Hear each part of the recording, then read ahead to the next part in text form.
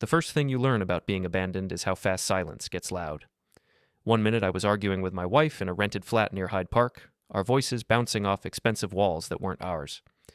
The next minute I was standing under the bright, indifferent lights of Heathrow, staring at a screen that might as well have been laughing at me. Check-in error, booking not found. I blinked at it like blinking would change the letters, like the machine would realize it had made a mistake and apologize. A tired airline worker in a navy vest leaned over the counter, eyes glazed from a long shift. "Do you have your confirmation email?" I patted my jacket, then my jeans. Empty. I'd left my phone on the kitchen table when I stormed out. I'd done that dramatic thing people do in movies because they think the world is watching. The world wasn't watching, not yet. "I don't have my phone," I said, hearing how stupid it sounded the second it came out. Before we dive deeper into this story, I have one small request. Please subscribe, drop a like, comment, and hit that hype button to boost this channel so more people can discover these incredible Reddit stories. The worker's expression didn't change, but something in her posture did. A small withdrawal, like she'd seen this kind of mess before and knew how it usually ended. "Passport?" I slid it across like it might save me, she typed. Her nails clicked the keys with a calm that felt cruel. Then she frowned. She clicked again. She leaned closer to her screen. "Sir," she said, and the word was polite, but the tone wasn't. "Your return ticket was canceled." My brain didn't process it at first. It hung there in the air like a bad smell. "Canceled?" I repeated. "Yes. It says canceled by the purchaser." The purchaser. Not me, not my name, not my money. My wife. I laughed once, sharp and stupid. That can't be right. We're married. The worker gave me a look that said marriage didn't mean anything to airline software, or to people with money. "I'm sorry," she said, and this time she sounded like she almost meant it. "Without payment, I can't reinstate it." I opened my mouth to argue again, then shut it, because arguing required leverage, and all I had was a passport and an empty pocket. "How much?" I asked. She tapped the screen. "One way to New York today. Last minute. It would be..." She told me a number that made my throat tighten, not because it was impossible, because it was designed to punish. I swallowed. "Can I call someone?" "You can use the public phones." She nodded toward a row of old-looking booths along the wall, like a museum exhibit Heathrow forgot to remove. I turned away from the counter and walked, slow at first, then faster, like speed could keep the panic from catching up to me. The phone booths were half hidden behind a pillar. One of them had a sticky keypad. I dug into my pocket for coins out of habit, like I was 12 again, like this was normal. Nothing. No wallet, no cash, no cards, no phone. Just my passport, and the feeling that my life had been quietly unplugged. I stood there and tried to breathe like a normal person, tried to pretend I wasn't about to sweat through my shirt. A family rolled past with matching suitcases. A businessman typed on his phone without looking up. A couple laughed over coffee like airports were fun. I looked at my passport in my hand and thought, for the first time, that it wasn't a golden ticket. It was a piece of paper that proved who I was to strangers who did not care. I walked back toward the check-in counter anyway, because the brain does that when it's desperate. It goes back to the place where the problem started and hopes the problem gets bored and leaves. The worker was already helping someone else.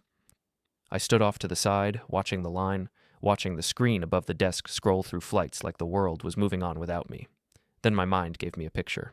My wife sitting somewhere calm, probably in a hotel bar with a marble counter, probably holding her phone like it was a scepter, probably tapping cancel with the same finger she used to tap my chest when she wanted to make a point. She wasn't impulsive. That was what made her dangerous. She didn't throw plates. She didn't scream. She did quiet things that became permanent. I could still hear her voice from the fight, precise and cold. "You don't get to embarrass me," she'd said. I'd answered with something honest and stupid, something that had been living in my chest for months. "I didn't embarrass you. You embarrassed you." Her eyes had gone flat after that. Not angry, not hurt, just decided. "You'll learn," she'd said. And now here I was, learning. I turned away from the counter and walked deeper into the terminal because standing still felt like drowning. I found a bench near a charging station. People sat plugged in like the whole airport was a farm and everyone was feeding. I sat down and stared at the floor, trying to think like an adult. What were the options? Option 1, find an embassy. That sounded good until you realized embassies didn't buy you plane tickets because your wife got petty. Option 2, borrow money. From who? My family was back home and not exactly waiting by the phone. My friends didn't even know I was in London. My wife liked to keep my life separate from hers. Option 3, contact my wife. I pictured it. Me begging, her smiling. Me promising I'd behave, her reminding me I already had. The thought made my stomach twist. A person walked by dragging a hard-shell suitcase that clicked on the tile like a countdown. Another person brushed my shoulder and didn't apologize. I barely noticed. I kept seeing that screen. Booking not found. It wasn't just a ticket. It was a statement. You are not coming back unless I allow it. My hands curled into fists without me telling them to. I forced them open again. If I lost it here, I'd only prove her point. She'd say I was unstable, unreliable, childish. She loved words like that, words that sounded objective. I stood up because sitting down felt like giving in. I started walking with no plan except movement. That was when I noticed a woman across the terminal watching me. At first, I thought it was coincidence, just someone looking through me the way people do in airports when they're tired. But then I shifted, and her gaze stayed attached like a hook. She wasn't staring in a rude way, more like she was measuring, choosing. She wore a long coat the color of dark cream and carried a small bag that didn't look heavy enough to hold a life. Her hair was pulled back neatly, and her face had that kind of calm you see in people who live in nice hotels and never worry about rent. She started walking toward me. I looked away because I didn't want charity. I didn't want pity. I didn't want anything that would add another layer of humiliation to the day. But she didn't slow down. She stopped close enough that I could smell something clean and expensive, like soap that cost more than my first suit. Then she leaned in, just slightly, as if we were already familiar. "Pretend you're my husband," she whispered. The words hit me so hard I almost laughed. I stepped back half an inch. "Excuse me?" Her eyes stayed locked on mine. They were a steady gray, not soft, not cruel, just sure. "Right now," she said, still quiet. "My private driver is almost here." I looked past her instinctively, scanning for whatever threat was chasing her. I expected to see angry men, cameras, security, something obvious. Instead, I saw normal airport chaos. People, luggage, screens. A kid crying. Nothing cinematic. She didn't turn around. She kept facing me like she had decided I was the only safe place to stand. "I don't know you," I said. "I know," she replied. "That's why it works." My mouth went dry. "Works for what?" She took a slow breath, like she'd already done the math and wasn't thrilled about it. "I need someone with a passport and a face that doesn't scream paid bodyguard. Someone who looks regular." Regular.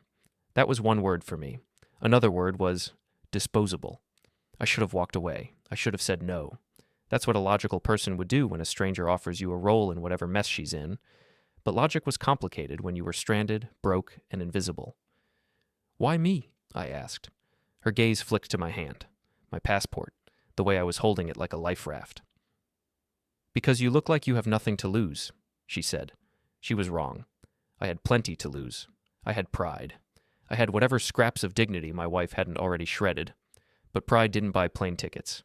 Before I could answer, she tilted her head slightly, like someone listening to an earpiece. But she didn't have one. She was just reading the room. Then she stepped closer, like we were a couple about to kiss. "Please," she said, "just for 2 minutes." The word please sounded strange coming from her, like it didn't get used often. I noticed then that her left hand was shaking a little, not dramatically, not enough for anyone else to see unless they were watching like I was. Something was wrong, something real. A tall man in a suit walked by about 20 feet away. He wasn't rushing, he wasn't scanning, but his eyes flicked toward her, then away, like a test. She didn't react, but the shake in her hand stopped, like she'd forced it still. "Okay," I heard myself say. The word felt like stepping off a ledge. Her shoulders lowered a fraction, relief sharp and controlled. "Thank you," she whispered. "Put your arm around me." I hesitated, then did it. Her coat was smooth under my hand. She felt warm, solid, like someone used to being protected and angry about needing it. She leaned in just enough to look believable. Up close, I could see that she wasn't just pretty.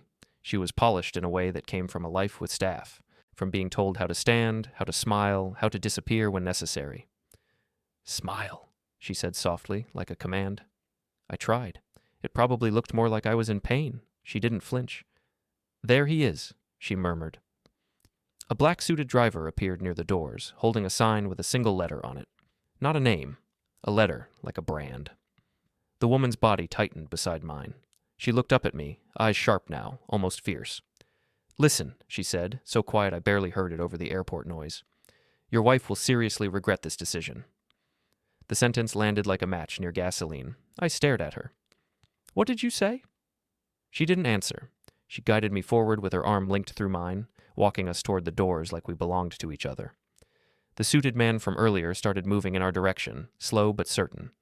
The woman leaned closer. Don't look at him, she said. Just keep walking, like you own the air. I wanted to tell her I didn't even own my return ticket, but my feet kept moving, and the moment we passed the sliding doors, the cold London air hit my face, and something inside me clicked into place. Because for the first time since my wife canceled my life with a tap of her finger, I wasn't just reacting. I was in someone else's plan. And whatever it was, it felt like the kind of plan that didn't leave you stranded. It left someone else stranded instead. The driver opened the rear door without a word. The woman didn't hesitate. She slid in, pulling me with her like we were already married and late for something important. The interior smelled like leather and quiet. The kind of car you didn't sit in unless someone powerful wanted you inside it. I sat stiffly, my passport still in my hand. The driver closed the door and walked around the front. As soon as we were sealed in, the woman let go of my arm. She exhaled, slow. For a second, she looked exhausted. Then she turned to me, and her face rearranged into something controlled again. My name is Laurel, she said. I didn't offer mine. Not yet. Something told me to keep one card to myself. Are you in trouble? I asked. Her mouth twitched, not quite a smile. Everyone in my world is in trouble. It's just a question of who gets hit first. The driver started the engine. The car rolled forward. Through the tinted window, I saw the suited man step outside the terminal, looking around like he'd lost something. Laurel watched him too, expression flat. That man, I said, was he following you? He was trying, she replied. He won't now. How do you know? She looked at me like I was missing the obvious. Because he saw you. My stomach tightened. I'm not exactly intimidating. No, she agreed. You're believable. I didn't like that. Believable sounded like bait. The car merged into traffic, smooth as water. I cleared my throat. Why did you pick me? Laurel leaned back. Because you're alone, and because you look angry in a quiet way. I almost laughed again. She was too accurate. She studied my face for a beat. What's your name? I hesitated, then gave it. Evan. Evan, she repeated like she was tasting it. All right, Evan, here's the deal. You helped me, now I can help you. I didn't ask for help. No, she said, but you need it. I stared out the window as the airport disappeared behind us. I can handle myself. Can you? Her voice wasn't mocking, it was practical. You have no phone, no wallet, no ticket. You were standing under a departures board like you were waiting for it to apologize. Heat rose in my face because she was right. I said nothing. She nodded once, like she'd expected that. I can get you a phone, I can get you a hotel, I can get you back to the States. My throat tightened. Why?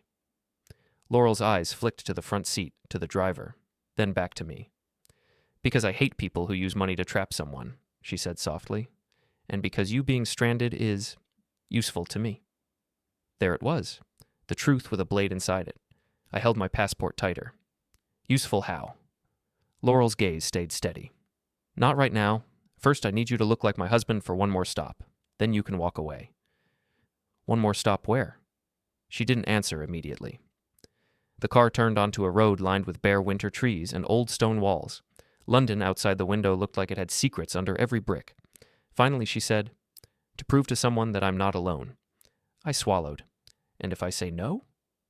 Laurel's expression didn't change, but her voice softened. Then I still get you a phone. I still get you food. I still get you to a safe place, because I'm not your wife. The way she said it made my chest go tight. I stared at her. You know about my wife? I guessed, she said. Men don't end up like you in airports because they missed an alarm. Silence filled the car again. Outside, the city blurred by, gray and expensive.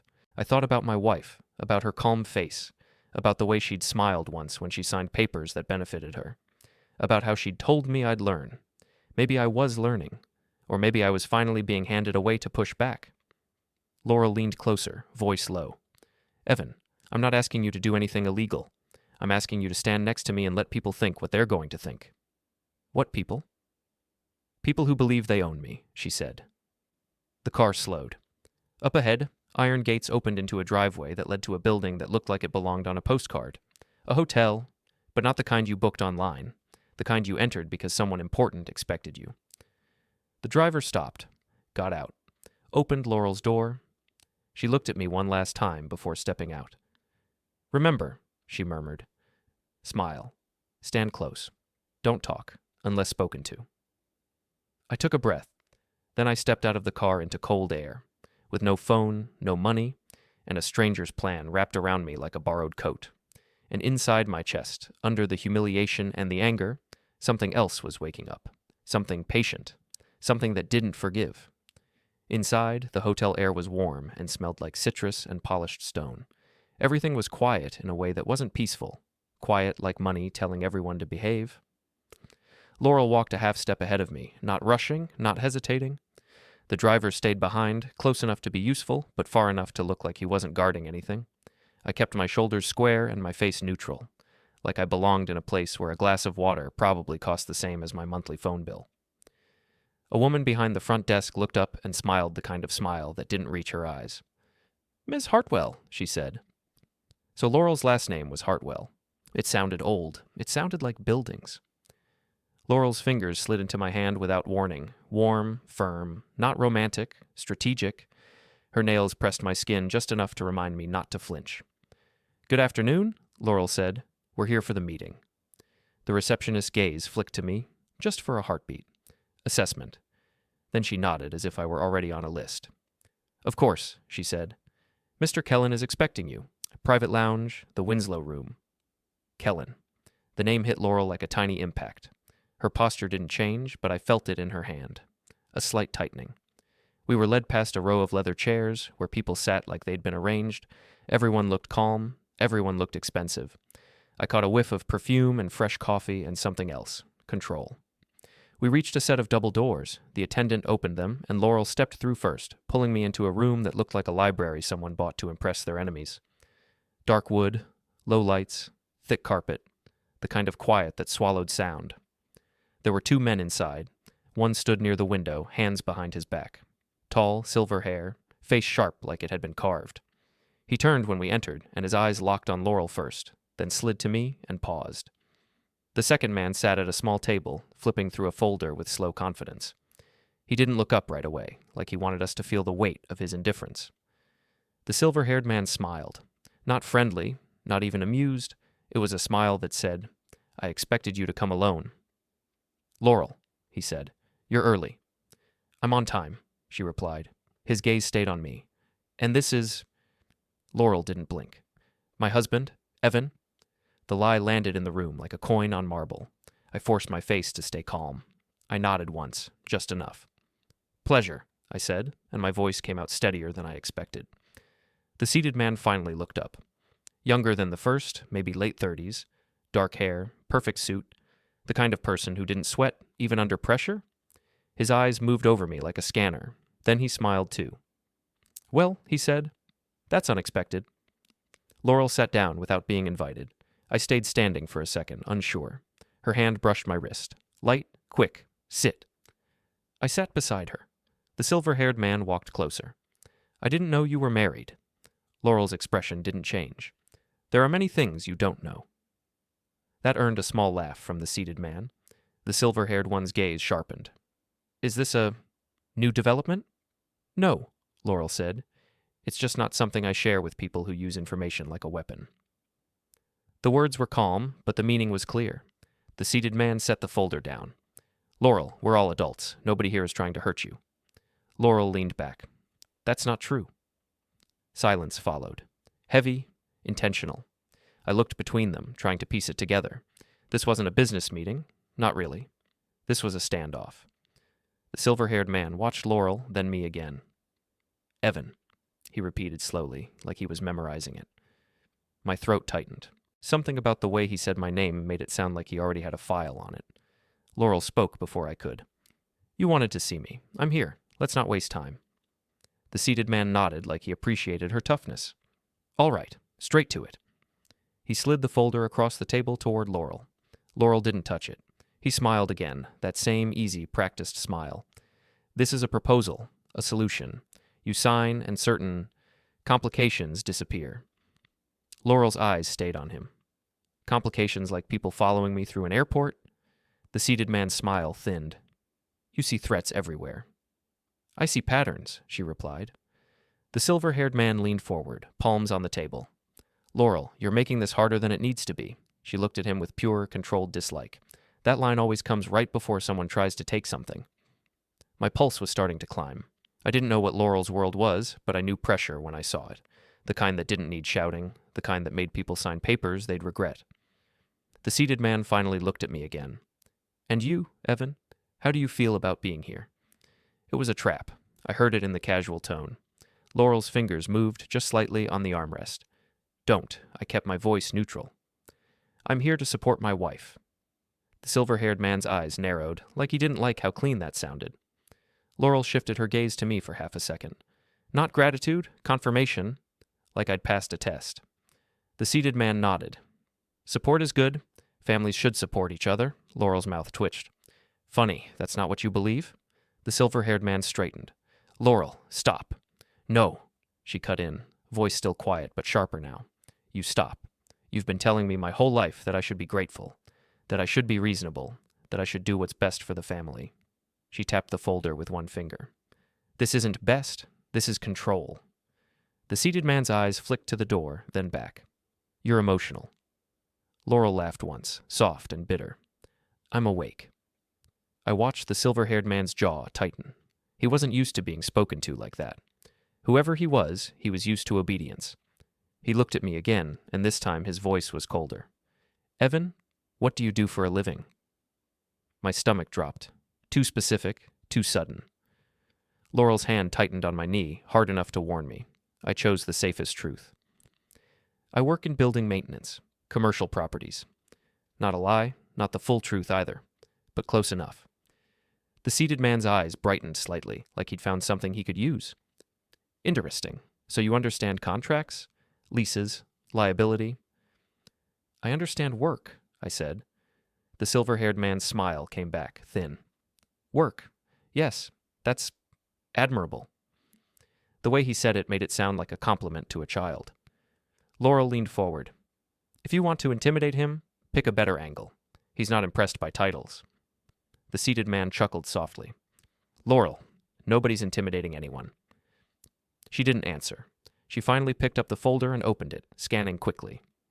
I watched her eyes move left to right, fast, not anxious, efficient. Then she closed it. No, she said. The silver-haired man's patience snapped, not into shouting, but into something tighter, more dangerous. Laurel, he said, voice low. You don't get to keep saying no forever. Laurel held his gaze. Watch me. The seated man leaned back, sighing like she was exhausting. You're making this public. Laurel's expression stayed calm. I'm making this clean. He tilted his head. You really trust him?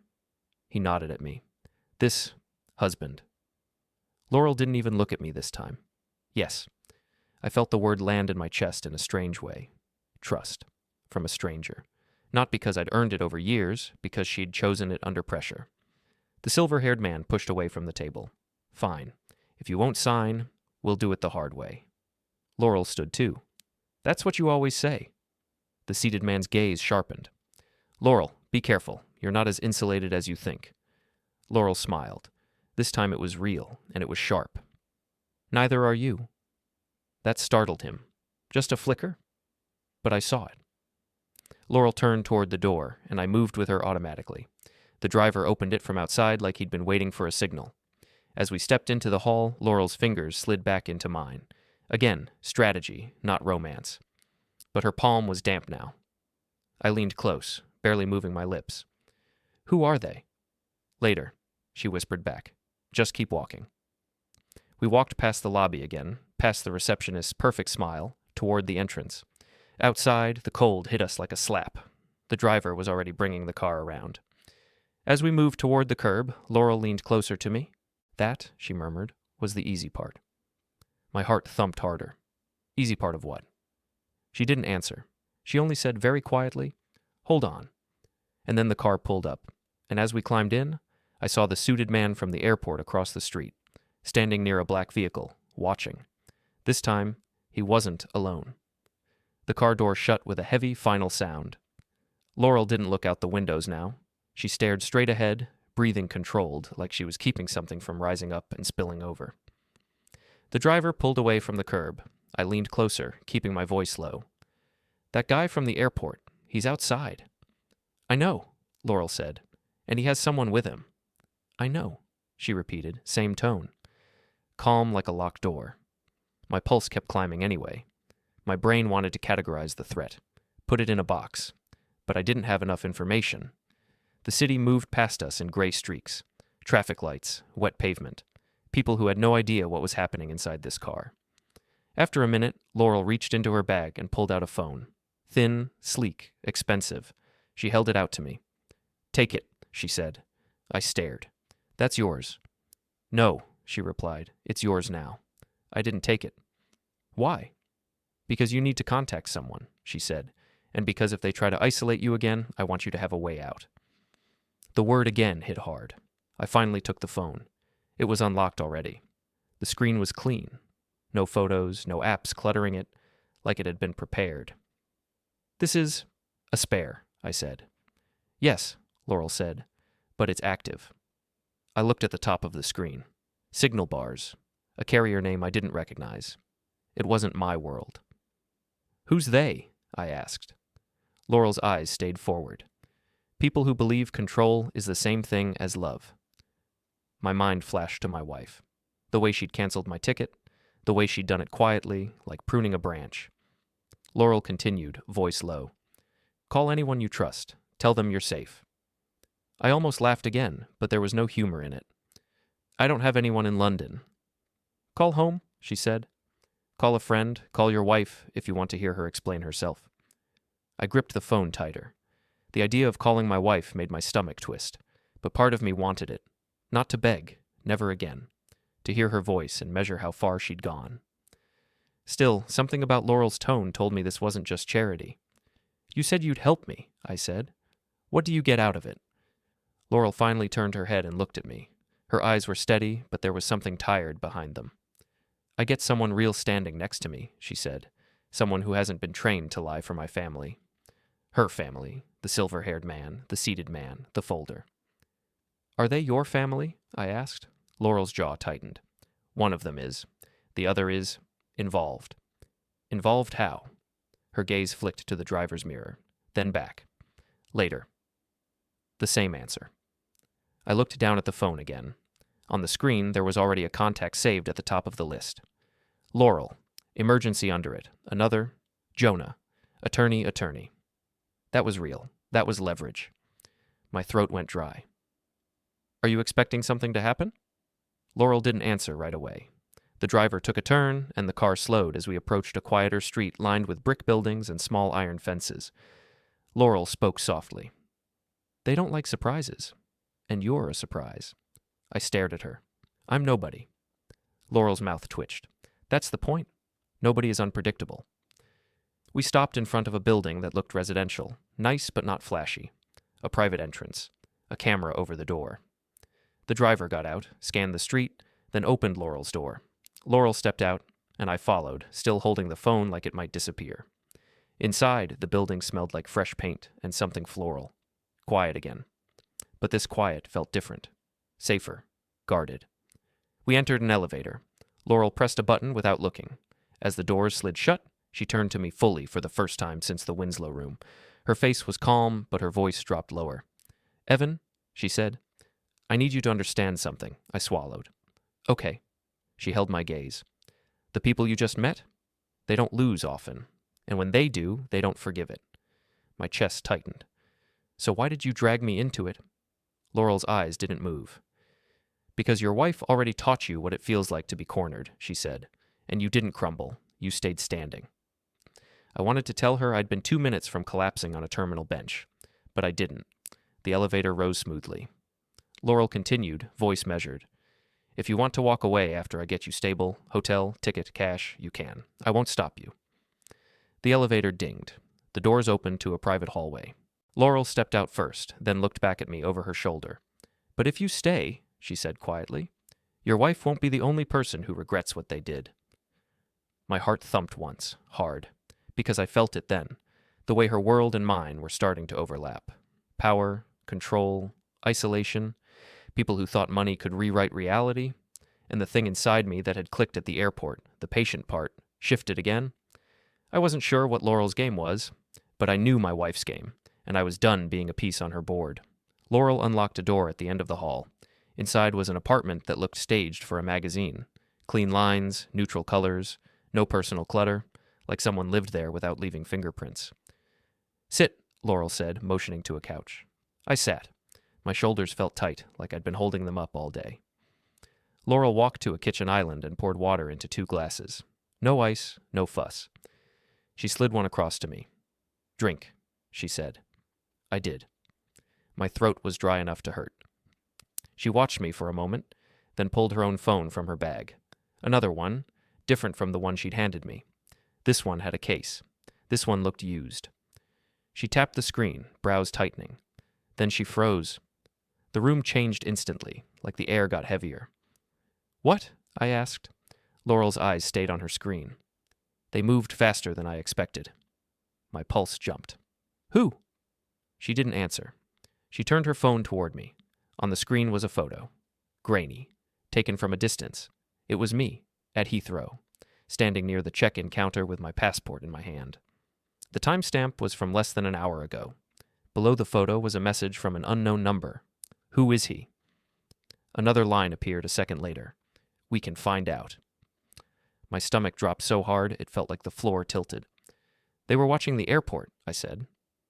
Laurel's face was calm, but her eyes were sharp now, focused, dangerous. "They always watch," she said. I stared at the photo again. The angle was wrong. Too high, like it was taken from above. "A camera?" I asked. Laurel shook her head slightly. "A person." My mouth went dry. "They have my face." "They have your face," Laurel agreed. "But they don't have your name." I looked down at the phone she'd given me. The clean one, the prepared one. And suddenly I understood why it was already set up. This wasn't just help. It was a lifeline because she'd expected exactly this. Laurel's gaze met mine. "Evan," she said quietly, "tell me the truth." My chest tightened. "About what?" "About your wife," she said. "Because I don't think this is random." I swallowed. The room felt too still. "My wife canceled my ticket," I said. "Left me stranded. On purpose." Laurel's eyes didn't widen. She just nodded once, like she'd confirmed a theory. "What's her name?" Laurel asked. I hesitated. Saying it out loud felt like giving my wife another piece of me.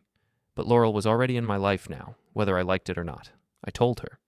Laurel's expression didn't change, until the very end when something small and cold flashed behind her eyes.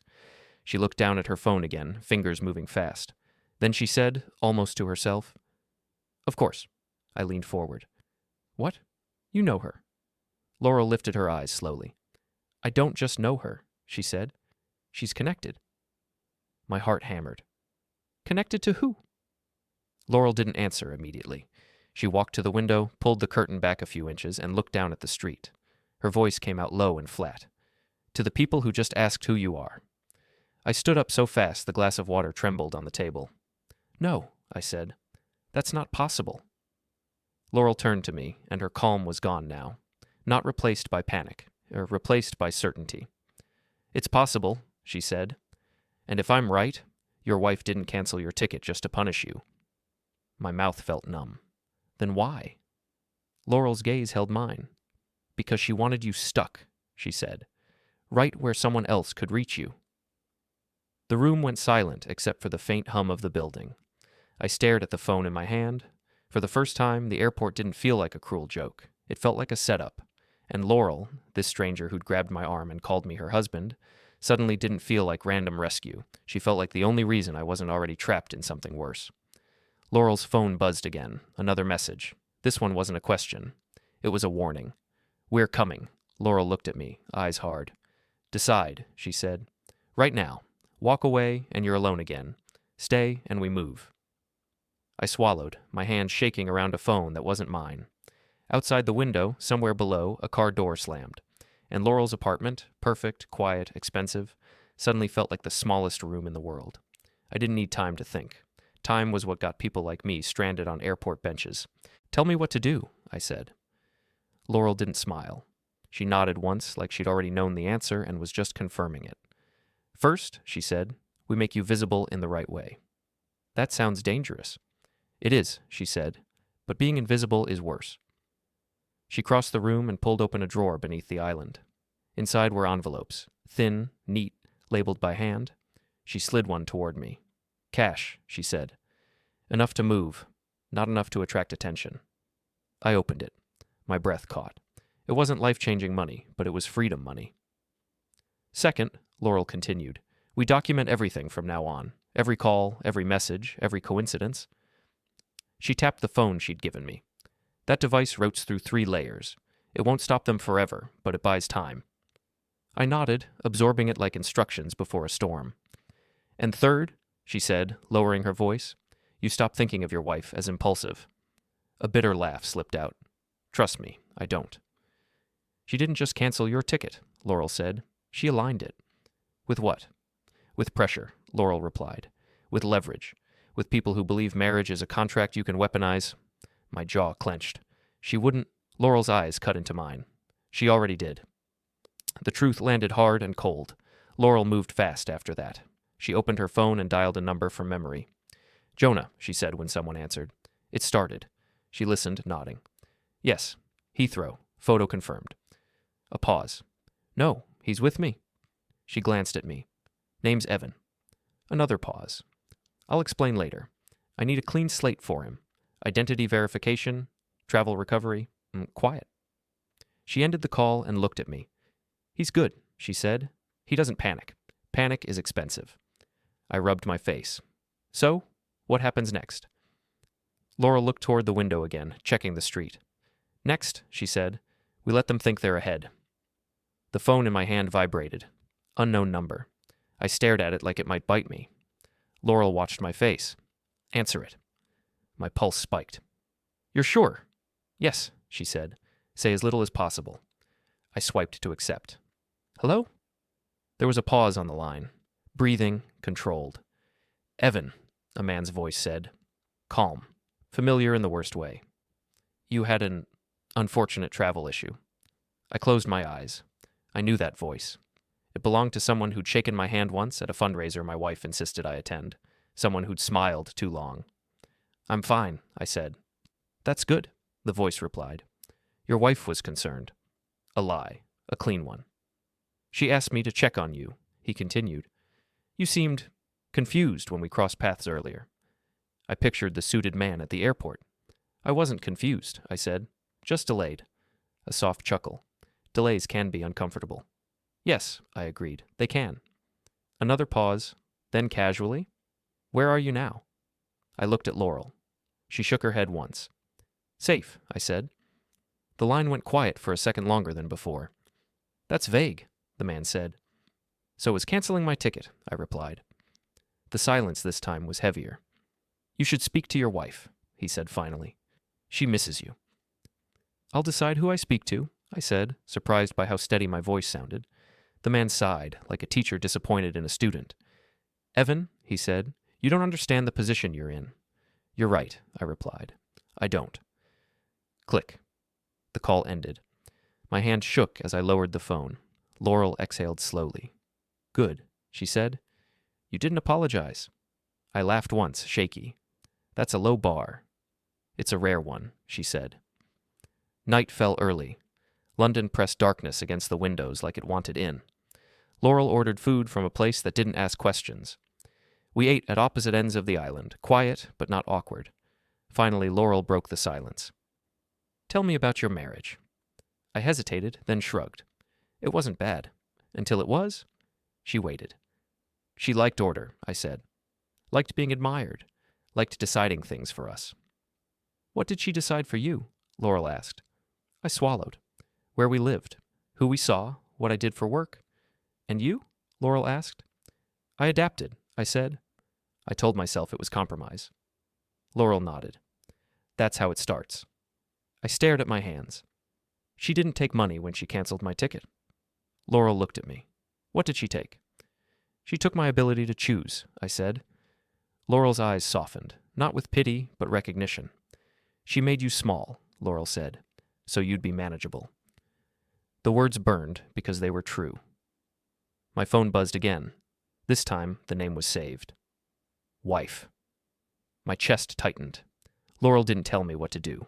She just watched. I answered. "Where are you?" my wife asked. Her voice was smooth, concerned, practiced. "I'm handling it," I said. "You sound angry," she said gently. "That worries me." I almost laughed. Canceling my ticket worried me. She sighed, like I was exhausting her. "You embarrassed me." "I disagreed with you," I said, in private. She paused. Then, "You need to come back." "I will," I said. The certainty in my voice must have surprised her. "When?" she asked. "When I'm ready," I replied. Silence. "You don't get to punish me," she said quietly. I smiled for the first time all day. "I'm not." Click. I ended the call. Laurel raised an eyebrow. "You hung up?" "Felt right," I said. She nodded. "Good instinct." Later, Laurel stood by the window, phone pressed to her ear. "Yes," she said. "Confirm the connection." A pause. "No. Don't move yet." She ended the call and turned to me. "You were right," she said. "Your wife didn't act alone." My stomach sank. Who helped her? Laurel's voice was calm, precise. "Someone who owes my family money. Someone who thought pressuring you would pressure me," I laughed, hollow. "I'm collateral." Laurel shook her head. "You're leverage." She walked toward me. "They underestimated one thing," she said. "What?" "That you wouldn't break." I stared at her. "What happens now?" Laurel's gaze hardened. "Now we let them see consequences." "Legal ones," I said quickly. She smiled. "Always." She slid a folder across the counter, thin but heavy with implication. Inside were screenshots, dates, transfers, names. "Your wife has been very busy," Laurel said. I felt something cold settle in my chest. Not rage, focus. "What do you want from me?" I asked. Laurel met my eyes. "I want you to stand in the light when they expected you to disappear." I nodded slowly. Because for the first time since Heathrow, I understood something simple and terrifying. My wife didn't just underestimate me, she trained me, and now, finally, I was done being trained. Morning came quietly, like it didn't want to be noticed. I slept on the couch, shoes still on, passport under my jacket like someone might steal my identity in my sleep. When I woke up, Laurel was already dressed, hair pulled back, phone in hand, coffee untouched. "You snore," she said without looking at me. I sat up. "That wasn't in the agreement." She glanced over. "You don't snore badly, just enough to sound human." Human. I hadn't felt that way in a while. Laurel slid a thin folder across the counter. "Jonah worked overnight." I opened it. Inside was my name, my real one. Then pages that followed it, employment records, tax filings, bank statements, clean and orderly, my life reduced to documents. "Why do you need this?" I asked. "Because," Laurel said, "your wife's people think you're dependent. We're about to prove you're not." I frowned. I don't have access to most of that anymore. Laurel nodded. "You will." She tapped her phone. "Jonah's filing emergency access requests. Nothing dramatic, just enough to restore what's yours." "And my wife?" I asked. Laurel's expression hardened. "She's going to notice." The call came just before noon. My phone vibrated. This time, it wasn't my wife. Unknown number, I answered. "Evan," a woman said. Calm, professional. "This is Patricia Hale from North Shore Financial." My heart jumped. North Shore. One of the accounts my wife insisted on managing. "Yes," I said carefully. "We've received a request for independent verification," Patricia continued. "It appears some permissions were restricted." I closed my eyes, so Laurel wasn't exaggerating. "I didn't restrict anything," I said. "I understand," Patricia replied. "That's why we're calling. We need to confirm your intent." Laurel leaned in, listening. "I want full access to my accounts," I said. "Effective immediately." There was a pause. Papers moving. "Very well," Patricia said. "You should be aware this may trigger notifications." "I'm aware," I said. The call ended. Laurel smiled faintly. "That's one." "One what?" I asked. "One pressure point," she said. "Your wife likes control. Losing it makes people sloppy." The notification came 10 minutes later. My wife didn't call. She texted, "Why are you doing this?" No greeting, no concern, just accusation. I stared at the screen. Laurel watched my face. "Don't answer yet." Another message followed. "We need to talk." I exhaled slowly. She hates this. Laurel nodded. "Good." 5 minutes passed. Then the phone rang. I answered. "What are you trying to prove?" My wife snapped. The softness was gone now.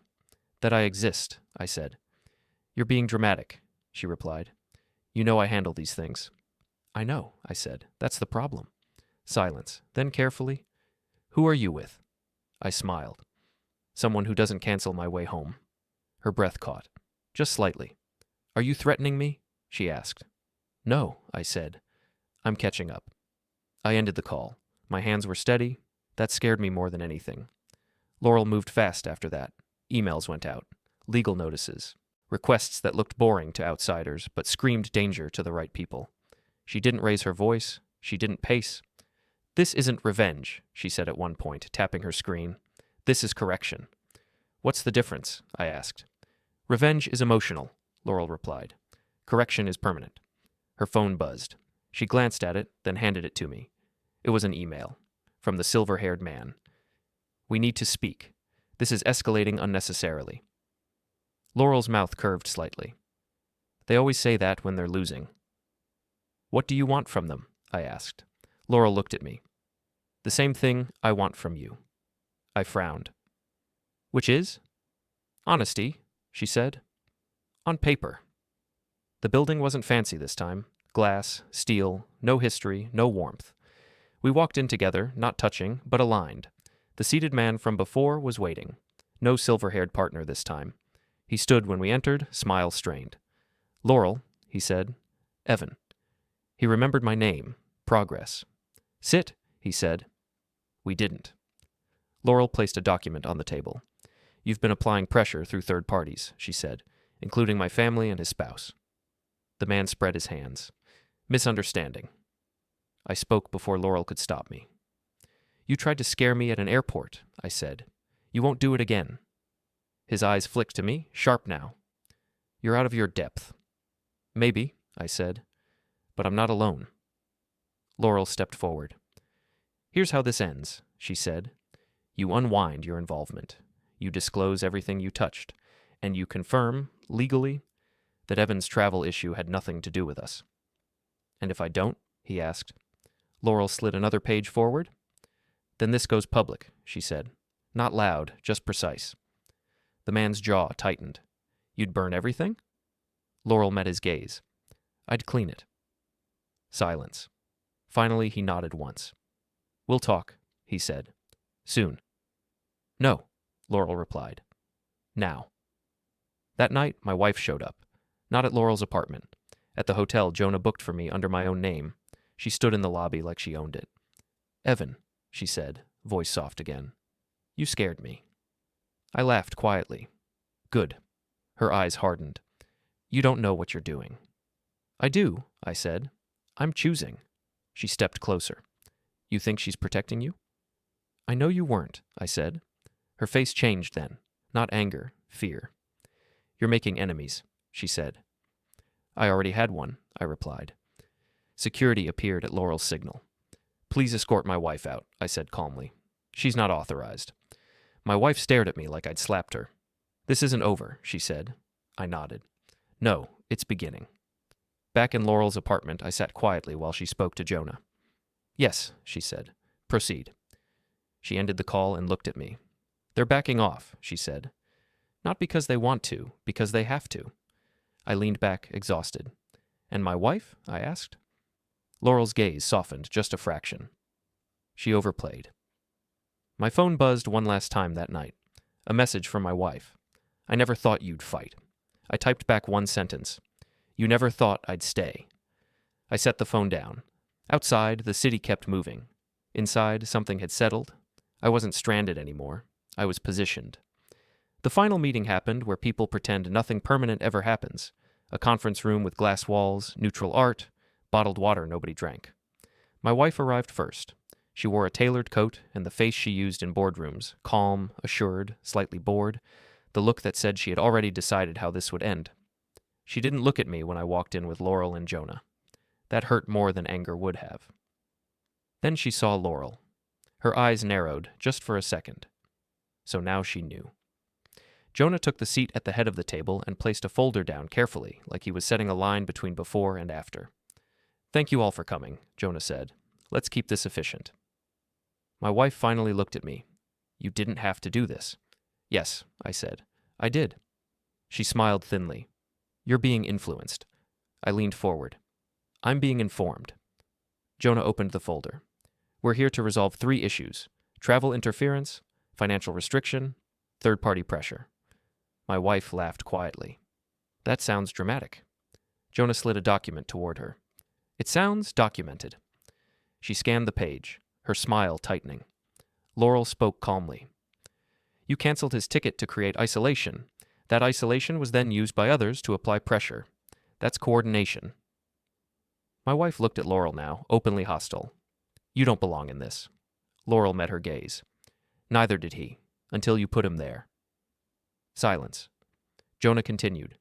"Here's what will happen. All shared accounts are unlocked permanently. All permissions require joint authorization. Any deviation triggers review." My wife leaned back. "And if I refuse?" Jonah slid another page forward. "Then we proceed publicly, not loudly, accurately." That got her attention. She looked at me again, really looked this time. "You think you've won?" she said softly. I shook my head. "No, I think I'm done losing." Her jaw tightened. Jonah added, "There's also a written acknowledgement required, that the travel cancellation was unilateral and unrelated to any external party." My wife froze. "That's unnecessary," she said. "It's essential," Laurel replied, "for everyone's protection." My wife's eyes flicked between us. She saw it then, the alignment, not romance, not rescue, position. She exhaled slowly. "You're enjoying this." I smiled, just a little. "I'm learning." She stared at the papers for a long moment. Then she picked up the pen. The acknowledgement went through that afternoon. Quietly. No headlines, no spectacle. But systems remember. Within hours, accounts stabilized, access restored, restrictions erased like they'd never been there, except they had, and now there was a record. My wife didn't speak to me when we left the room. She walked out alone. Jonah shook my hand. "You held steady. That's rare." Laurel nodded once. "You're clear now." I should have felt relief. Instead, I felt something cleaner. Space. That evening, my wife called one last time. I answered. "You humiliated me," she said. "I stood up," I replied. "You ruined years of work," she said. "You used me as leverage," I said. "That was the work." Silence stretched, then quieter. "I didn't think you'd matter without me." There it was, the truth without polish. "I do," I said, and I always did. She didn't argue. She just ended the call. I stood by the window in Laurel's apartment, watching the city lights settle into place. Laurel joined me, not too close. "You're free now," she said. I nodded. "I know." She studied my face. "What will you do?" I thought of the airport, the bench, the screen that told me I didn't exist. "I'm going home," I said. "On my terms." Laurel smiled faintly. "Good." She held out my passport, and next to it, a printed boarding pass. My name, my seat, my choice. I took them. At Heathrow, the screen didn't laugh this time. Boarding. I stood in line like everyone else. Ordinary, untrapped. My phone buzzed once. A message from my wife. "I see you now." I didn't reply. Because being seen wasn't power anymore. Choosing was. I stepped forward when my group was called. The jet bridge stretched ahead. Behind me, everything that had tried to control me stayed exactly where it belonged. Not forgiven, not forgotten. Just finished. The line moved forward. I handed my boarding pass to the agent. She scanned it, nodded, and handed it back like it was the most ordinary thing in the world. That almost made me laugh. Ordinary used to scare me. Ordinary meant being invisible, being managed, being told when to speak and when to stay quiet. Now ordinary felt earned. As I stepped onto the jet bridge, my phone buzzed again. Another message from my wife. "You think this makes you strong." I stopped walking for a moment, just long enough for the person behind me to clear their throat. I stepped aside, let them pass, then typed back. "No. It makes me unavailable. I turned the phone off. That was the difference. Strength wanted acknowledgement. Unavailable didn't. I took my seat by the window. The engine noise settled into a low hum, steady and reassuring. Outside, the rain streaked across the glass in thin, uneven lines. As the plane began to taxi, I thought about the moment she canceled my ticket. How precise it had been. How final she thought it was. She hadn't wanted me hurt. She'd wanted me paused, frozen somewhere inconvenient, quiet, reachable. What she never understood was that the pause gave me time. Time to see the pattern, time to stop apologizing, time to realize that nothing about my life had collapsed. It had been released. The plane turned, lining up with the runway. I felt it then. Not anger, not triumph. Alignment. As the plane slowed briefly, my phone buzzed one last time before signal dropped. A message from Laurel. You did well. This is where people like them lose interest. When they can't move you anymore. Take care of yourself. I stared at the screen for a second, then typed back. Thank you for not letting me disappear. She replied almost instantly. You did that yourself. I turned the phone off again. The engines roared. The plane surged forward, pressing me back into the seat. The ground blurred, then dropped away. London fell beneath the clouds. I watched it disappear without nostalgia. Not because it didn't matter, but because it no longer owned a chapter of me. I wasn't leaving defeated. I wasn't escaping. I was exiting something that no longer had permission. The seatbelt sign stayed on. The cabin settled. And for the first time in a long time, my future didn't feel like something that needed to be negotiated. It was already decided. By me. The plane leveled off. Seatbelt sign still on. Lights dimmed slightly. The kind of in-between space where nothing is happening and everything already has. I stared at the back of the seat in front of me and realized something simple. She couldn't reach me anymore, not physically, not financially, not emotionally. For years she'd controlled me through access. To money, to movement, to approval. She never needed to raise her voice because she controlled the exits. Now there were no exits left for her to close. I imagined her standing somewhere quiet, phone in hand, refreshing accounts that no longer belonged only to her, reading emails written in neutral legal language that didn't care about her intentions or her feelings. She would tell herself I'd been manipulated. She needed that story, because the truth was worse. The truth was that I'd opted out. I closed my eyes, not to rest, to remember. All the small moments I'd dismissed. The dinners where I'd nodded instead of disagreeing. The decisions framed as for us that were always already decided. The way she spoke about me to others like I was an extension of her schedule. She thought she owned my compliance. She never owned my consent. She'd confused silence with surrender. That was her mistake. The flight attendant walked past offering water. I accepted it, my hand steady. Power wasn't what Laurel had. Power wasn't what my wife chased. Power wasn't money or names or rooms with glass walls. Power was sitting in a narrow seat, thousands of feet in the air, with no one able to reroute you. Power was choice without permission. I drank the water slowly. Somewhere below us, systems were adjusting. Joint authority meant delay. Delay meant friction. Friction meant attention. People like my wife hated attention when it wasn't admiration. She would feel it soon, not as punishment, but as erosion. The slow realization that she had to negotiate now, that she couldn't simply decide and expect the world to move, that the man she'd dismissed had learned how to stand still and make others move around him. That was the loss she'd never recover from. The cabin lights fully dimmed, passengers settled, conversations dropped into murmurs. I leaned my head back and let the hum of the engines fill the space where anxiety used to live. No victory speech, no forgiveness, no dramatic closure, just a clean ending. I wasn't angry anymore. Anger meant engagement. I was finished. And somewhere behind me, in offices, apartments, quiet rooms, people who thought they could trap others with money were discovering something uncomfortable. The door they closed had become an exit, and I had already walked through it.